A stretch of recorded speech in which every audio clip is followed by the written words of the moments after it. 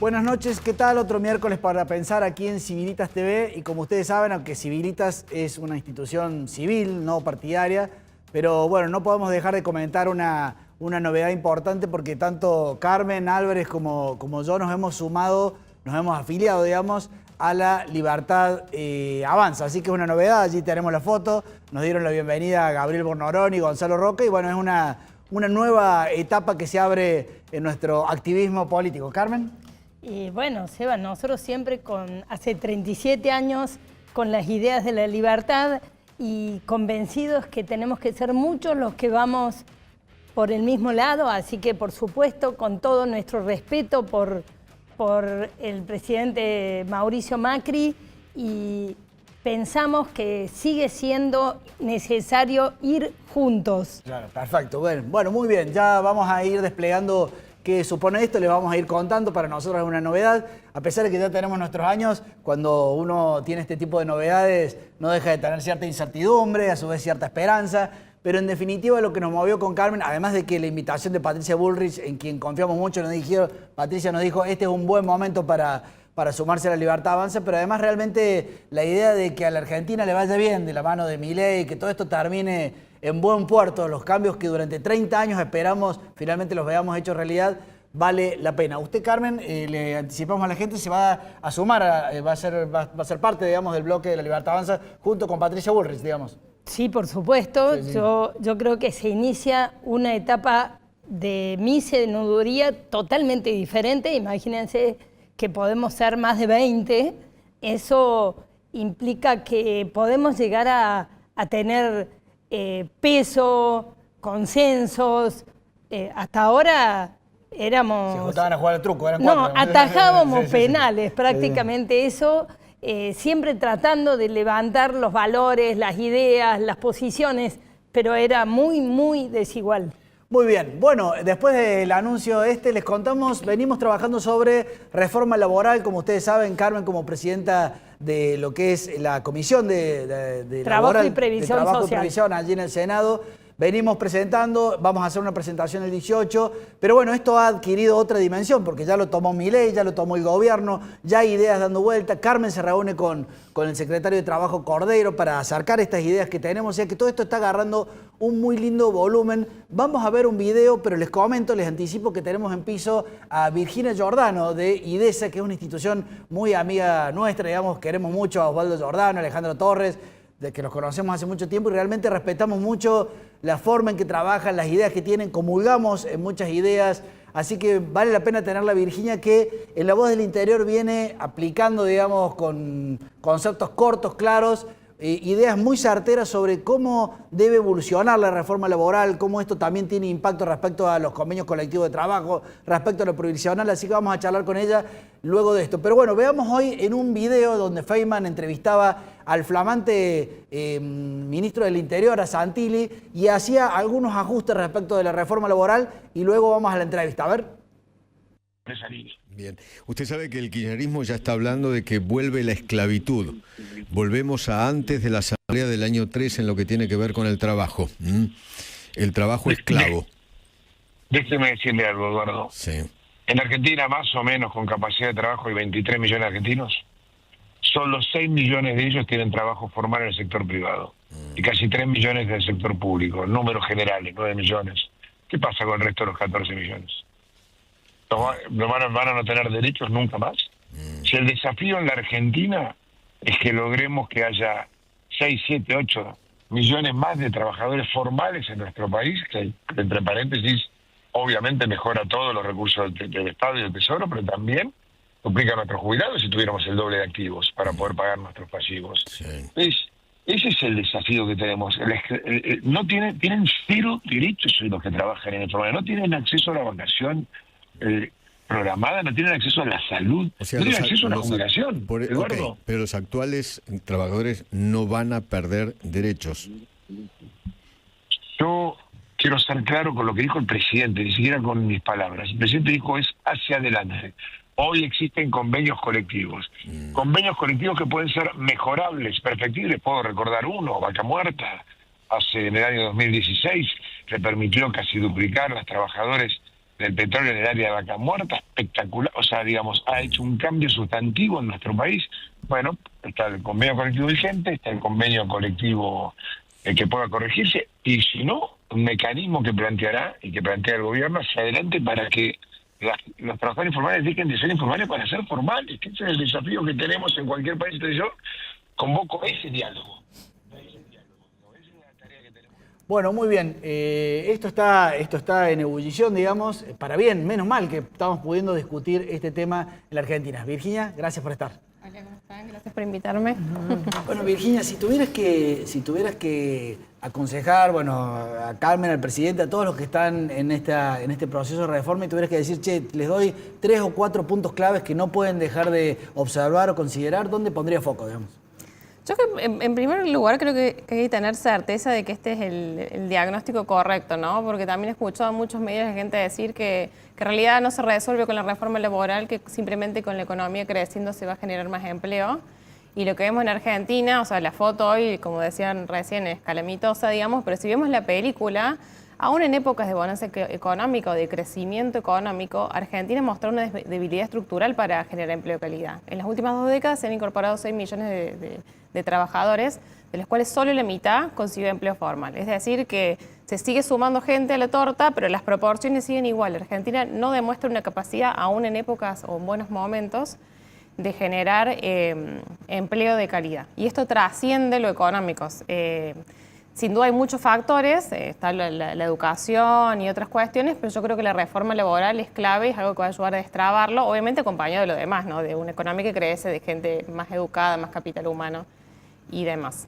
Nosotros hay uno de los proyectos que desde que entré, que lo estamos empujando, yo le llamo de inserción laboral, pero podríamos hablar de inserciones, porque son muchos grupos que en una de esas va a haber que trabajar especialmente, como mujeres mayores de 50 años, va a tener que poner toda la batería ahí, o de los jóvenes que no terminaron el secundario, o ahí hay franjas, pero por ejemplo encontramos un grupo que eran las ex Fuerzas Armadas que terminaron esos 10 años de voluntariado y como la pirámide se achica, quedan afuera. Y esa gente tiene hábitos, pero termina quedando en la informalidad. Entonces hacer algo especial para esos grupos que les está costando un poquito, creo que es muy inteligente porque yo digo 10 millones esperan y el autor dice 14 millones. Claro, sí. Sí, exactamente. Yo creo que hay algunos grupos con algunas cuestiones puntuales. Vos mencionaste a la gente con bajo nivel educativo, bajo capital humano, es sin duda otro tema de educación en que también se está hablando poco. Pero bueno, creo que la reforma laboral plantea cambiar las ruedas de juego para la generalidad y nosotros venimos siempre diciendo que hay como 3 pilares en los cuales hay que trabajar. Primero, las altas cargas sociales, o sea, el costo no salarial. De cada 100 pesos que paga un empleador de salario, tiene que poner 50 extra en cargas sociales y otras cuestiones. Esto desalienta la contratación, sobre todo en pequeñas empresas, donde pagar esos 50 pesos extra implica por ahí no tomar un trabajador porque no tienen forma de afrontarlo e irse directamente a la informalidad. El otro punto es el de que se está hablando mucho y en el borrador este que circula de manera informal. El banco de horas. No, yo me refería a los convenios colectivos de trabajo. Claro, perdón. Esta posibilidad, ¿no?, de desengancharte del convenio sectorial, ¿no? Nosotros tenemos convenios sectoriales que rigen de los años 70, 80, que se reanudan por la ultraactividad y bueno, marcan las reglas de juego a nivel salarial y otras cuestiones y que no están adaptados a la realidad de hoy y hacen que una empresa pequeña o una pequeña pyme en el norte del país tenga que tener las mismas reglas de juego que una empresa grande en Capital Federal. Allí, Virginia, en un reciente informe que han sacado de IDESA, teníamos un cuadro que valdría la pena mostrarlo para que Virginia nos muestre allí lo que está diciendo el señor director, uno de los cuadros de... Allí lo tenemos, sí. Sí, exactamente. Acá esta torta es la totalidad de los trabajadores y es cómo se negocia su convenio colectivo. Y el 64% está por grandes sindicatos, ¿no? Claro. Por convenios grandes. Es decir, una misma rama o sector, todos tienen que aplicar las mismas normas, los mismos salarios, independientemente del costo de vida del lugar, de las reglas de la empresa, del tamaño, de la región. y solamente una pequeña parte celebra convenios para empresas. Y ahí tenemos empresas grandes, no sé, McDonald's, que hace su propio convenio. Es decir, que la mayoría está bajo las normas de estas grandes cúpulas sindicales, donde no se tiene en cuenta ni que pasó el tiempo, ni diferencias de tamaño, ni de productividad, de región, de nada. Ahí nosotros, que somos muy federales, propiciamos que, por supuesto, que el nivel más bajo, más cerquita del trabajador, sea el que prevalece. El federalismo fiscal le hemos llamado, federalismo sindical, le decimos, como para que las instancias bien cerca de los trabajadores sean los que deciden. Ahora, siendo abogado del diablo en tarea periodística, digamos, hay personas aún que no son ni de izquierda ni kirchneristas que dicen, pero cuando llegue el momento, ahí en ese nivel tal vez la empresa va a pesar más que el sindicato chiquito de la zona. Si no tiene el peso de todo el sindicato por detrás, ¿puede haber alguna inconsistencia o en otros países funciona bien esto? En otros países funciona bien y se ha aplicado sobre todo en momentos de crisis donde por ahí no se puede pagar el salario que indica el sindicato, pero entre acuerdo entre empleador y empleados se llegan a acuerdos y ese acuerdo prevalece y ha ayudado a algunas empresas a salir de estos malos momentos. Lo que nosotros marcábamos, ¿no?, es que si bien ahora en el borrador este que circula se le intenta dar más peso al acuerdo con la empresa, este concepto que el presidente explicó de prelación, los que tienen el poder de negociación son las grandes cúpulas sindicales, entonces no hay mucho incentivo que las empresas pasen por encima de los grandes sindicatos. Eso, una propuesta podría ser, por ejemplo, que las pymes de menos de 10 empleados automáticamente sean desenganchadas, que tengan que hacer sus propios arreglos y el que no quiera se puede siempre adherir al convenio central, digamos. Bien. Los llevo por un minuto al otro extremo, hemos hablado de ese tema aquí, porque al final del día el contrato de trabajo es un contrato más, es un contrato de absoluta libertad, para decirlo de alguna manera, y en general cuando a un contrato le meten mano lo terminan jorobando. Sin llegar a extremos tipo Estados Unidos, digamos, you are fired, digamos, que no tienes nada, pero si tuvieras que liberar, digamos, a lo laboral de semejante, ¿dónde te estacionarías? Ustedes que han estudiado distintos modelos más, ¿te estacionarías en un modelo de cuánta flexibilidad, digamos? De países que han, por ejemplo, aplicado el desenganche, nosotros hemos estudiado el caso de España y el caso de Alemania, y habían dado bastante bien. En el español creo que se volvió atrás y se volvieron a los grandes convenios colectivos, pero España tiene un mercado laboral mucho más rígido y una tasa de paro mucho más alta que el alemán. Yo creo que el caso alemán podría ser un caso a mirar. Yo igual no me gusta esto de traer fórmulas de afuera porque creo que cada país tiene su idiosincrasia y sus cosas. Pero es muy federal. Sí. En el caso de Alemania, eso lo compartimos. Sí, el federalismo. Virginia, te llevo a otro punto que es primo hermano, que es lo previsional y cómo nuevas reglas pueden afectar. Ustedes han estudiado mucho este tema del vínculo y la precariedad entre lo laboral y lo previsional. Si también tuvieras que ahí hacer foco en algún punto, ¿dónde lo pondrías? Yo creo que es un error pensar que la reforma laboral nos va a resolver el sistema previsional. Creo que tiene que ir de la mano con otra reforma que es la previsional, y la reforma previsional va a ser algo que va a mostrar resultados en mucho tiempo, muy adelante, porque no se pueden dar cambios muy bruscos en las reglas y además son derechos adquiridos. Y pesa mucho como el gasto del Estado Nacional. El gasto previsional es el mayor gasto que tiene el gasto corriente más grande del Estado. Así que yo creo que lo previsional hay que mirarlo por otro lado, pero bueno, sin duda sumar más aportes o blanquear gente y meterla en la pecera de los registrados va a traer algo de alivio, pero no es lo que va a salvar el sistema previsional. Yo creo que hay que pensar una reforma aparte. Más allá de que eso hay que estudiarlo, digamos, y a futuro, pero ustedes que están estudiando estos temas, si estuviéramos en un laboratorio, digamos, ¿ustedes serían partidarios de volver a algún esquema tipo FJP o mixto? O sea, ¿hay algunas ideas que están barajando desde IDESA? En términos previsionales, yo creo que mientras sea consistente, como decimos, hay muchos países con esquemas distintos que andan bien. Lo mismo que nosotros decimos, hay países con mucho Estado y con poco Estado que también andan bien, no hace falta irse a un extremo u otro. Siempre que sea consistente, creo que Argentina el gran error que tuvo fue el de la moratoria, ¿no? Incorporar masivamente gente al sistema previsional, que además de derecho a jubilación dejaba pensión, o sea, el doble beneficio, sin aportes.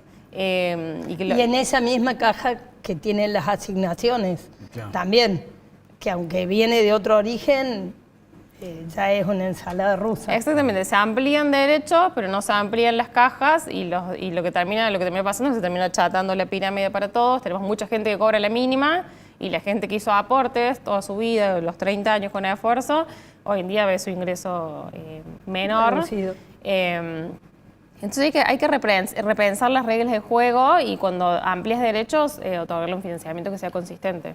Además, yo digo, ojo, porque los jóvenes no tienen tantas ganas de aportar al sistema. Claro. O sea, Yo creo tenemos que que darle alguna certidumbre para inspirarlos, enamorarlos. Yo creo que los jóvenes de hoy saben, me incluyo, no soy tan joven, pero me incluyo, sabemos que no vamos a cobrar mucho más que la mínima y de hecho conversaciones entre compañías, y bueno, yo que me dedico a la economía, es aporto un seguro previsional o algo, porque Algo. Más por un tema meramente poblacional, ¿no? Tenemos una población más También, envejecida, por supuesto. menos gente trabaja, pocos aportan en lo formal.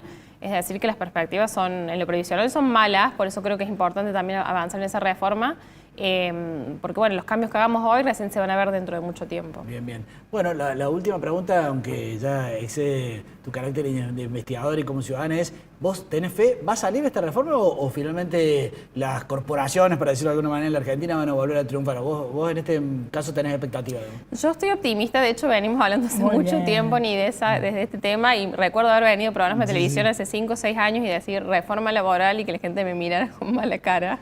Sí. Y bueno, y simplemente explicar esto, ¿no? Que la foto hoy es mala y la idea de la reforma laboral es incorporar más gente a la formalidad.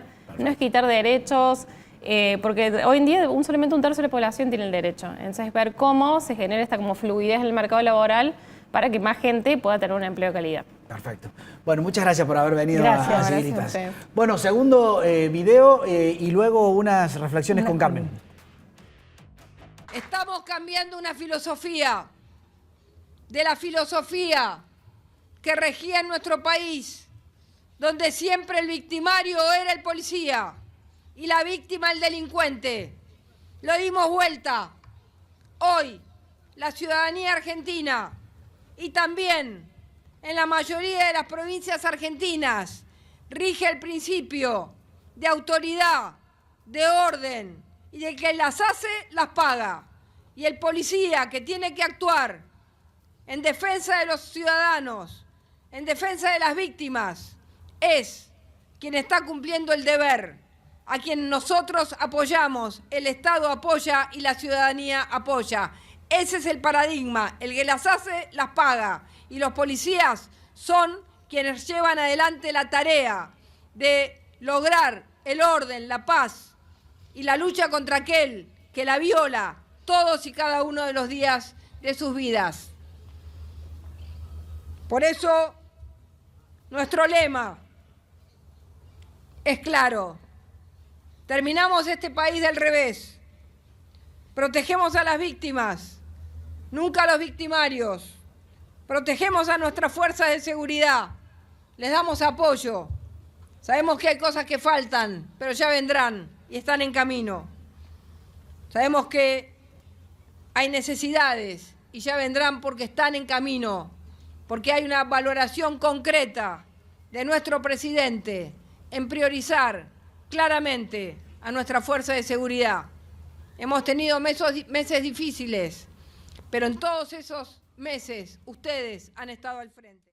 Bueno, muy bien, nuestra querida Patricia Bullrich la hemos traído a colación porque me gustaría aportar como análisis que en esa gran votación que los cordobeses hicimos en favor de Milei, por supuesto había un apoyo al sistema económico, a la baja de impuestos, a la libertad, digamos, de eso ya hemos hablado en otros programas, pero hoy querría remarcar con amarillo que en los cordobeses sigue habiendo un gran reclamo, que es el tema de seguridad, como ustedes saben, es el gran tema de Córdoba todavía no resuelto, con las críticas que ya han escuchado de nuestra parte sobre Quintero, sobre las políticas que se hacen. Aquí en Córdoba, en definitiva, el tema, todos tenemos la percepción de que no se está tomando en serio, digamos, o sea que finalmente es mucho más complejo la favelización de los barrios de Córdoba. Cuando vemos lo que pasa allí en Río de Janeiro con el comando Bermelo y los muertos, decimos, mirá si acá se prende un fósforo en Córdoba y llegamos a tener algún problema igual, porque recuerden que hay barrios tomados por el narcotráfico aquí en Córdoba y hay inseguridad,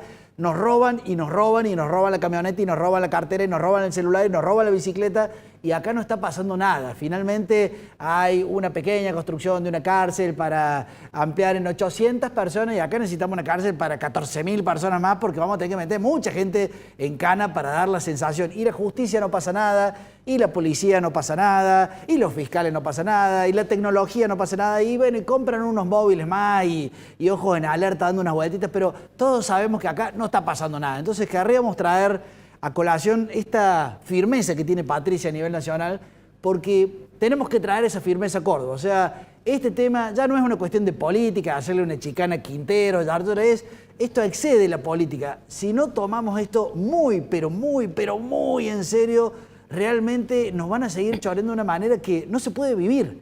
En Córdoba no se está pudiendo vivir. Hay ciertos barrios, por ejemplo en Villa Libertador, donde nos dicen vamos a tomar el bondi para ir a trabajar y ya nos están esperando en la parada del bondi. O sea, la gente, como se junta la gente ahí, directamente los choros van y es como si pescaran en la pecera. O sea, dame el celular, dame la cosa, la roban toda la mañana. Es una cosa que ya no es tolerable lo que está pasando en Córdoba. Por lo cual yo diría que así como hemos estado hablando de, che, bajen los impuestos, che, casta política, bajen los ministerios, bajen la publicidad oficial, pero de alguna manera vos y yo no nos podemos cansar de exigir que en Córdoba el tema de la seguridad se tome verdaderamente en serio. A lo Patricia Bullrich. Carmen.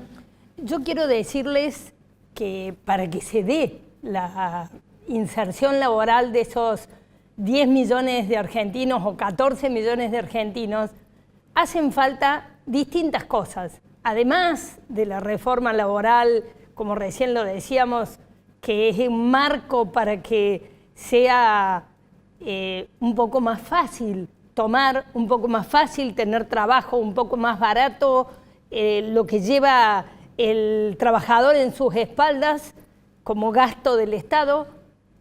Necesitamos algunas cosas más. Formalizar la economía.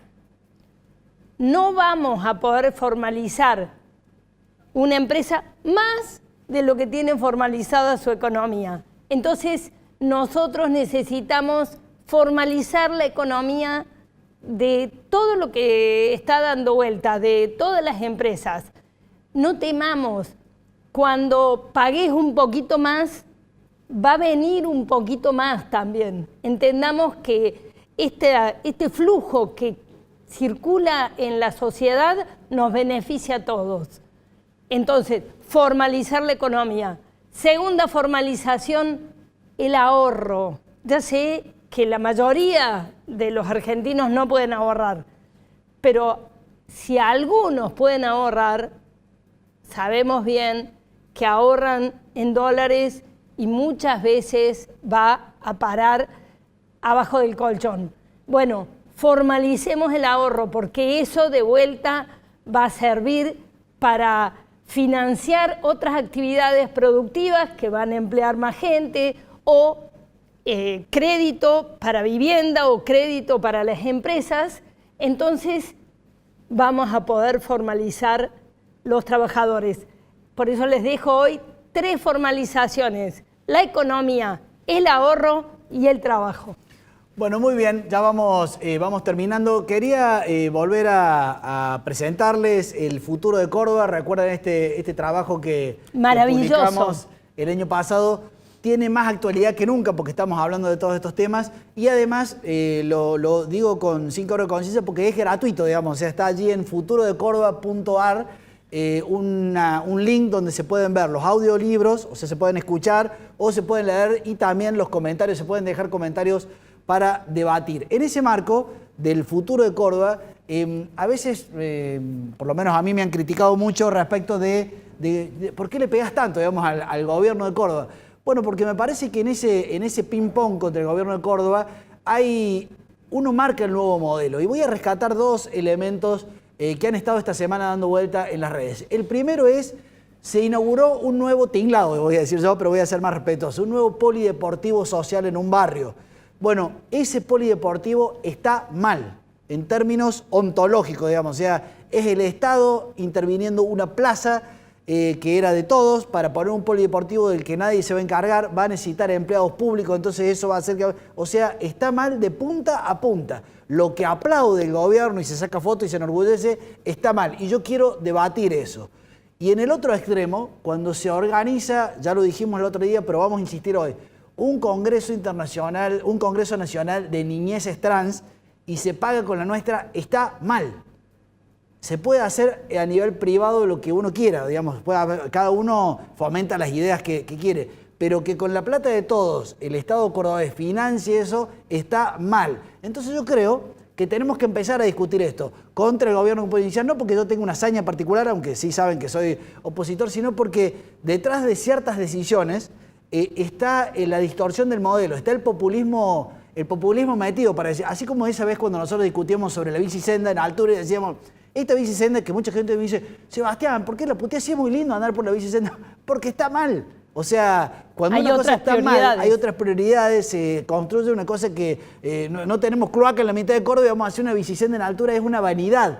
Y Dios castiga a los vanidosos, para decirlo de alguna manera. Así que, si les parece, a lo largo de las próximas semanas vamos a ir marcando el futuro de Córdoba, que son las ideas positivas que presentamos, pero al calor de ciertos contrastes contra el populismo actual. ¿Carmen? Y yo invito a los jóvenes, porque nosotros lo que más queremos es que ellos tengan trabajo, se arraiguen en la Argentina y sumen sus ideas, porque nosotros trabajamos para ellos. Claramente. Bueno, muy bien. Nos vemos el miércoles que viene. Adiós.